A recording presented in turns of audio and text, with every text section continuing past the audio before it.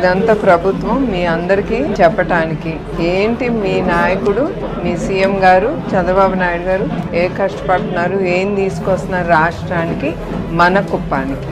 అర్థమైందా? సో మీ అందరు ఇది చదువుకుని మీకు తెలుస్తుంది. ఇది చూడపోయినా మీకు తెలుసు చంద్రబాబు నాయుడు గారి గురించి, ఆయన ఎంత మీకోసం కష్టపడుతున్నారో. మీరందరూ ఆలోచించి వచ్చే అవకాశాలు మీరు ఉపయోగించుకోవాలి.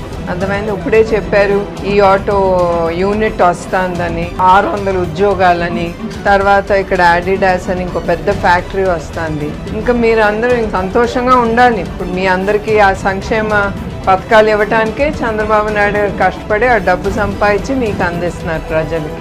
ముందల ప్రభుత్వం ఏం చేశారో తెలుసు, ఇప్పుడు మన ప్రభుత్వం ఏం చేస్తున్నారో మీ అందరికీ తెలుసు. చూసుకోండి ఇవన్నీ మీ సీఎం గారు ఏం చేస్తారు.